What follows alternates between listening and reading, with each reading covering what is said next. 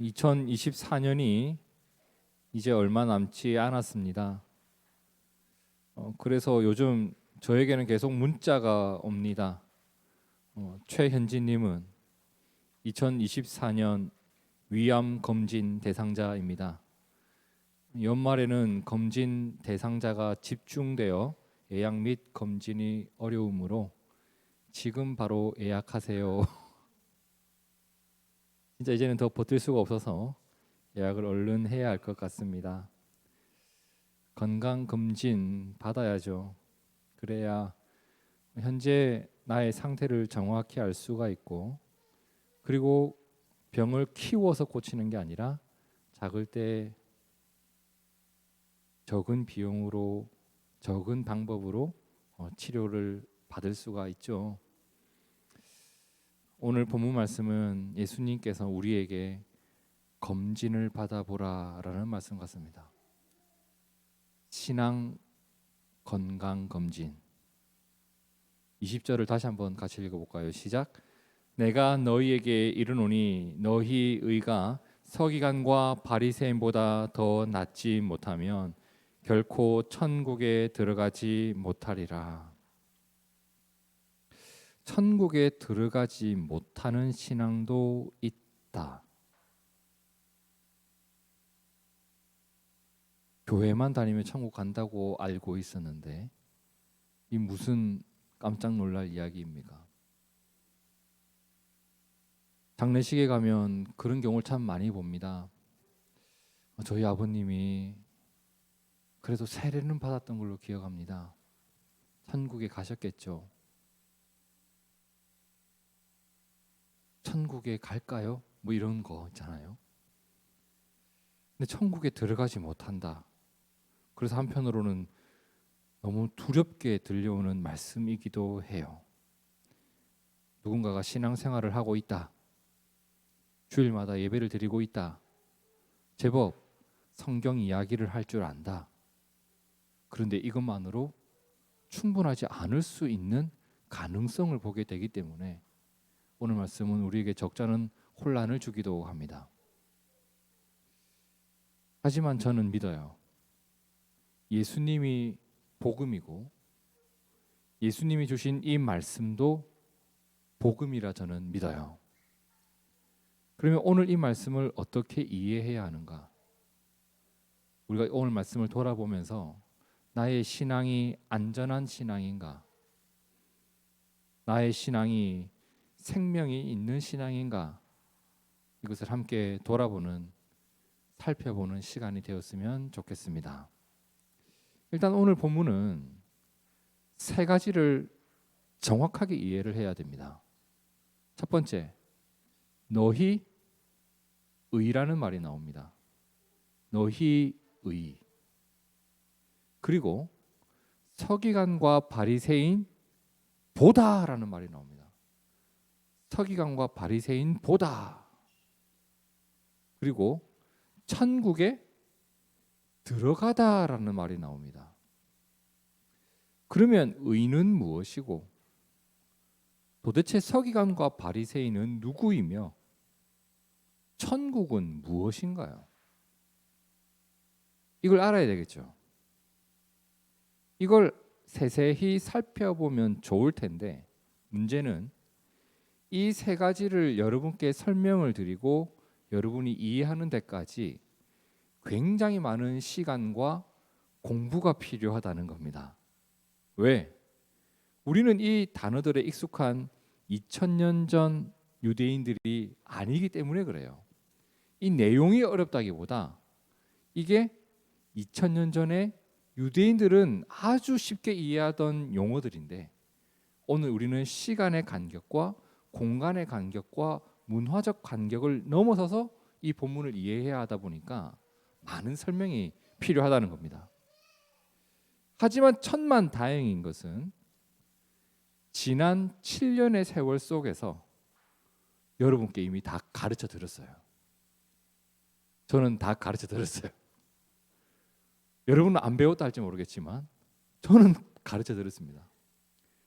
주일마다 나눠드리는 4페이지, 5페이지 되는 이 자료들 있잖아요.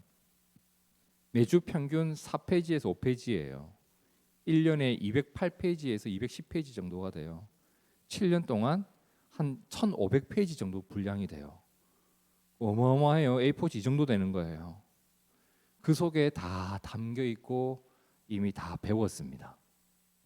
다들 집에 가서 그거 다 복습도 하고 내가 말씀대로 사는지 돌아보기도 하고 그러고 계신 걸로 저는 알고 있는데, 그러고 계시잖아요. 집에 그 1500페이지가 다 꽂혀 있는 걸로 알고 있는데 모르겠습니다.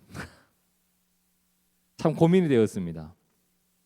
10번의 성경 공부를 해도 모자랄 것 같은 이 방대한 내용을 어떻게 한 번의 설교로 여러분께 전달할 수 있을까 고민을 하다가 딱 떠오른 것이 있었는데, 누가복음 15장으로 이 이야기를 풀어가면 좋겠다라는 생각이 들었어요. 누가복음 15장은 제가 여러분께 아주 자세히 설명드린 본문이기 때문에 우리가 기억을 더듬어 보면서 누가복음 15장의 말씀으로 오늘 본문의 말씀을 한번 이해해 보도록 합시다. 자, 누가복음 15장 1절과 2절도 함께 읽어볼까요? 시작. 모든 세리와 죄인들이 말씀을 들으러 가까이 나아오니 바리새인과 서기관들이 수군거려 이르되 이 사람이 죄인을 영접하고 음식을 같이 먹는다 하더라. 자, 상황이 이래요. 예수님이 계신데 그 예수님 곁에 그분의 말씀을 듣고자 가까이 나아온 사람들이 있었다고 합니다. 근데 그 사람들을 어떻게 소개합니까? 세리와 죄인들이었대요. 그리고 그러한 모습을 저 뒤쪽에서 그 뭐야? 하고 이렇게 지켜보는 사람들이 있었대요. 그게 누구죠? 바리새인과 서기관들. 근데 바리새인과 서기관들이 계속 수근수근거립니다. 뭐라고? 이 사람이, 저 예수란 사람이 죄인을 영접하고 음식을 같이 먹고 있다.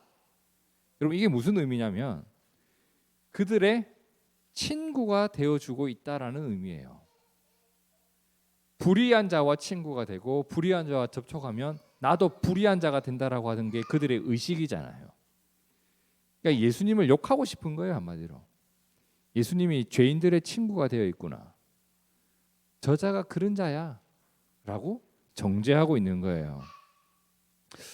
근데 여기서 말하는 죄인은 국가의 법이나 당시 로마의 법을 어긴 그런 사람들은 아니에요. 무엇을 기준으로 죄인인 거죠? 유대인들의 율법으로 죄인이라 규정된 사람들이에요. 종교법으로. 자, 그에 반해 바리새인과 서기관들은 율법을 해석해주고 사람들에게 율법을 가르쳐주는 사람들이잖아요. 자, 그러면 이 율법과 유대교라는 종교적인 관점에서 당시 사람들의 시선으로 볼 때 바리새인과 서기관이 의인으로 보였을까? 아니면 세리와 죄인들이 의인으로 보였을까요? 당연히 바리새인과 서기관들이 율법에 대해서는 더 의인으로 보였단 말이에요.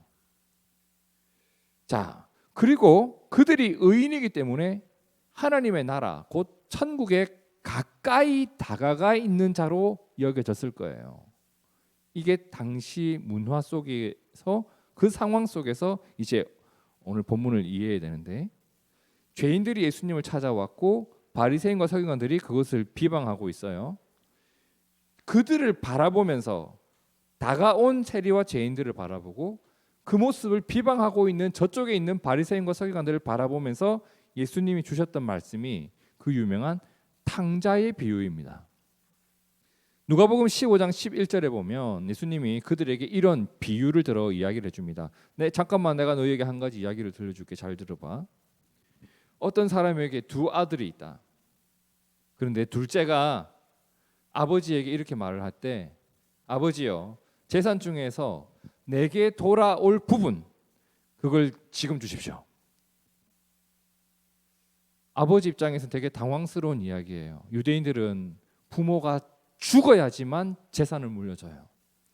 부모가 멀쩡히 살아있는데 재산을 달라는 건 이런 말이에요. 전 아버지 죽기를 기다리는 게 너무 지겨워요. 얼른 죽으시든지 돈을 주시든지 하십시오. 이 말이에요. 이 배은망덕한 놈. 아버지가 돈을 줘요. 딱 챙겨서 바로 떠납니다. 그러면 그걸 가지고 뭘 사업을 하려고 했을까? 뭐 발전적인 일을 하려고 했을까? 13절에 뭐라고 해요? 며칠이 안 돼요. 둘째 아들이 재물을 다 모아가지고 먼 나라로 갑니다. 가서 뭘 했을까? 무역을 했나? 아니지. 허랑방탕하여 그 재산을 낭비하더니 허비하고 맙니다. 이걸 만약 영화로 봤으면, 우리 드라마로 봤으면 막 욕을 했을 거예요. 이 썩을 놈, 뭐 이렇게. 얼마나 나쁜 놈이에요. 그런데요, 속이 후련한 일이 일어난 거예요. 14절에 그 사람이 그곳에 가서 막 돈을 쓰면서 놀고 있는데 그 땅에 흉년이 들어버린 거예요. 아주 안 좋은 상황이 돼버린 거예요. 그러면서 이 사람 돈도 다 쓰고 흉년이 든 그 땅에서 쫄쫄 굶으면서 거지가 돼버려요. 잘 됐다. 꽃이다 요놈 새끼. 이런 생각이 드는데, 여러분, 만일에 핸드폰이 있어가지고 둘째한테 전화를 했어요. 너 잘 지내냐? 아빠 저 거지 됐어요. 이런 사실을 만약에 알게 되었다면 아버지도 꽃이다 요놈 이랬을까요? 여러분, 에스겔 18장 32절에 이런 말씀이 있어요. 주 여호와의 말씀이니라. 죽을 자가 죽는 것도 내가 기뻐하지 아니하노니 너희는 스스로 돌이키고 살찌니라. 하나님의 마음은 그래요. 죽을 자가 죽는 것도 마음이 아파요. 그런데 나의 아들이 죽어가는데 그게 어찌 기쁜 일이 되겠어요? 속이 후련한 일이 되겠어요? 살아 돌아오기를 바라는 게 아버지의 마음이라고. 그런데 그 먼 땅에서 둘째 아들이 고생하다가 자신이 잘못한 일에 대해서 깊이 진실되게 뉘우치기 시작해요. 뉘우치다가 결심한 일이 있었는데 18절에 내가 일어나 아버지께 가서 이르기를 아버지 죄송합니다. 그리고 지금부터는 제가 아버지의 아들로 살아가는 게 저에게 가당치 않습니다. 그냥 아버지의 종이 되어서 아버지 곁에서 살아갈 수 있도록 허락해 주십시오. 이렇게 말을 해야 되겠다고 마음 먹고 집으로 돌아간 거예요. 그럼 자, 여기까지. 일단 여기까지. 예수님은 지금 이 이야기를 누구에게 하고 있죠? 예수님께서 다가온 세리와 죄인들, 그리고 그것을 비방하고 있는 저쪽에 있는 바리새인과 서기관들에게 이 비유를 이야기하고 있는데, 이 둘째 아들의 모습을 보니까 꼭 누구 같아? 누구예요? 가까이 와 있는 세리와 죄인들 얘기를 하는 거예요. 돌아왔을 때 아버지가 어떻게 하는지 예수님은 이렇게 설명하죠. 20절에 이에 일어나서 아버지께로 돌아가니라. 아직도 거리가 먼데 아버지가 어떻게 해요? 그를 보고 측은히 여겨 달려가 목을 안고 입을 맞추니 아버지는 종들에게 이르되 제일 좋은 옷을 내어다가 입혀라. 손에 가락지를 끼워라. 이 말은 내 아들로서 끼고 있던 주인의 반지 그걸 끼워줘라. 얘는 내 아들이다. 발에 신을 신겨라. 그리고 살찐 송아지를 끌어다가 잡아라. 우리가 먹고 즐기자. 이 아들은 죽었다가 살아났다. 내가 잃었다가 다시 찾았다 하면서 즐거워하는 거예요. 그런데 아버지는 이렇게 즐거운데 즐겁지 않은 애가 있어. 누가?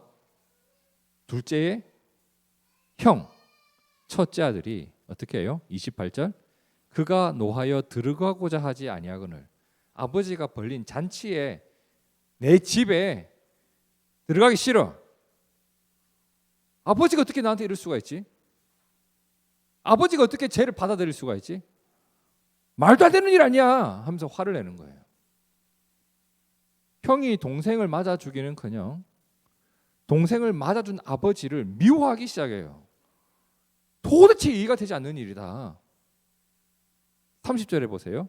아버지의 살림을 창녀들과 함께 삼켜버린 이 아들이 돌아왔습니다. 내 동생이라고도 안 해. 네 아들이라고 하는 거예요. 이 아들이 돌아왔는데 그를 위하여 살찐 송아지를 잡으셨습니다. 어떻게 이러실 수 있습니까? 그리고 내가 궁금한 게 있어. 29절 뭐라고 해요? 내가 여러 해 아버지를 섬겼지 않습니까? 저는 아버지 곁에 있었지 않습니까? 아버지의 명령을 어긴 적이 있습니까? 제가 염소 새끼 한 마리로 잡아준 적이 있으십니까? 제가 친구들과 노는 거 허락해 준 적이 있으십니까? 저 이렇게 살아왔는데 아버지는 저에게 뭘 해주셨습니까? 나한테 뭘 해줬습니까? 그의 말에 아버지가 뭐라고 해요?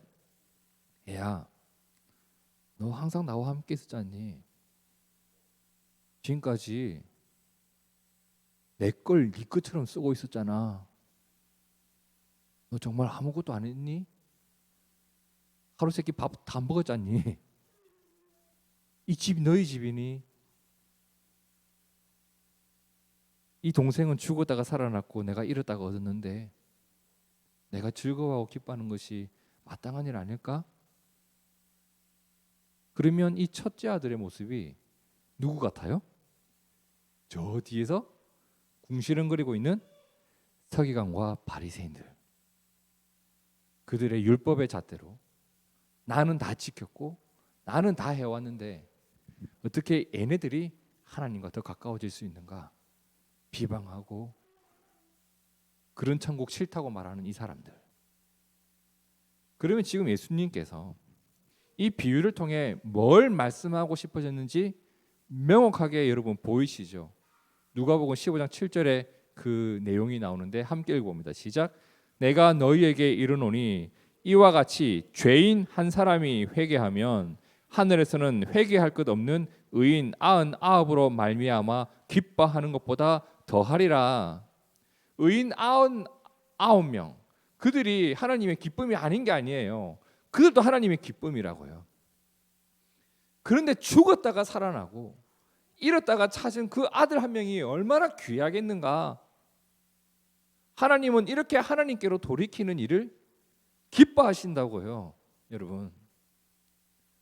그리고 하나님이 용서하지 못할 일이 뭐가 있겠냐 말입니다. 그러면 누군가는 이런 질문을 던질 수가 있겠죠. 아니 그러면 첫째 아들이 손해 아닌가요? 얘는 잘했는데 지금까지 뭐 상이라도 더 줘야 되는 거 아닌가요? 이거 뭐 불공정한 것 같지 않나요? 첫째 아들이 그러면 어떻게 되는 거예요? 이 이야기를 들었던 사람들은 누구나 이런 의문을 품을 수가 있다고요. 의문을. 서기관과 바리새인들이 하나님을 위해서 애쓴 것이 얼마나 많은데 그들이 율법을 연구한다고 얼마나 많은 시간을 보내었고 그 율법을 가르친다고 얼마나 고생했는데 그들도 분명 수고를 했는데 그들도 인정을 받아야 될 거 아닌가.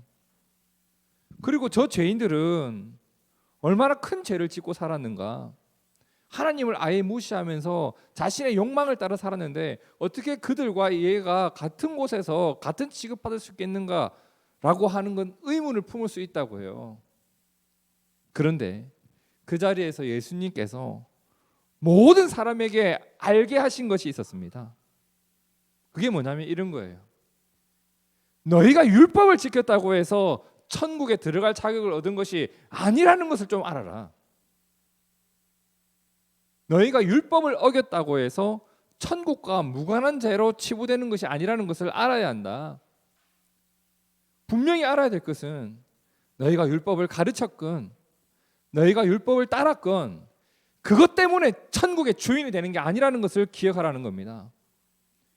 너희가 하나님 자녀의 권세를 회복하고 너희가 천국에 들어갈 수 있는 것은 너희가 이룬 일이 아니라 내가 이루어 준 일이라는 것을 알아라라는 부분입니다. 성도 여러분, 우리가 이걸 절대로 잊어서는 안 됩니다. 우리의 헌신이 나의 의로움의 근거가 될 수가 없어요. 내가 남보다 더한 그 무언가가 나의 의로움의 근거가 될 수가 없어요. 누군가 예배 전에 찬양 인도를 하죠. 이것 때문에 그가 의로운가? 누군가 조금 더 많은 헌신을 하죠. 그것 때문에 그가 의로운가? 누가 무엇을 섬겨요. 그것 때문에 그가 의로우신 게 아니라고요. 내가 남들과 다르게 살았다는 것이 내 의로움의 근거가 될 수가 없다고요. 내 의로움의 근거는 그 일을 위해 예수님이 나를 위해 오셨다는 것 때문에, 그 일을 위해 예수님이 나를 위해 죽으셨다는 것 때문에, 그 일을 위해 예수님이 부활하셨다는 것 때문에, 오로지 그 사실 하나 때문에 나는 의롭다고 여김 받은 사람이에요. 예수님이 이루어 주신 일입니다. 율법을 지키려 했던 바리새인은 죄가 없나? 첫째 아들은 죄가 없었을까요? 율법을 잊고 살았던 죄인, 이 두 부류 다 하나님의 자녀가 될 수 있는 것은, 하나님의 자녀가 되는 권세를 얻을 수 있는 것은 그들이 이룬 일이 아니라 예수님이 이루어 주신 일이에요. 요한복음 1장 12절에 영접하는 자, 곧 그 이름을 믿는 자들에게 주어진 게 뭐예요? 하나님의 자녀가 되는 권세라고요. 율법을 지킨 자, 곧 그 말씀을 따른 자에게 주신 게 아니라고요. 말씀을 따라가는 것은 하나님의 자녀로서의 삶을 살아가는 거예요. 하나님의 자녀가 된 것, 그분의 은혜 속에서 이루어진 일입니다. 그러니까 우리는 이런 거예요. 우리가 하나님을 위해 한 일을 기억하는 자들이 아니라 하나님께서 우리를 위해서 이루신 일들을 기억하는 자들입니다. 이것이 신앙의 시작이 되어야 돼요. 주님이 나에게 이루어 주신 일을 기억하면서 신앙생활은 시작되는 거예요. 내가 교회를 위해, 내가 하나님을 위해 행한 일을 기억하는 것은 자기 의를 드러내는 것으로 반드시 이어지게 되어져 있습니다. 하나님이 나를 위해 행하신 일을 기억해야 돼요. 첫째 아들이 놓친 게 이거예요. 아버지가 나에게 해주신 일이 얼마나 많은데 그는 뭔만 기억해요? 내가 아버지를 위해 한 일만 기억해요. 그러다 보니 동생을 용납할 수 없는 거야. 용서할 수 없는 거지. 사랑할 수도 없지. 왜? 내가 한 일에 대한 보상을 받고 싶으니까. 오늘 본문 마태복음 5장 20절은 이렇게 말씀합니다.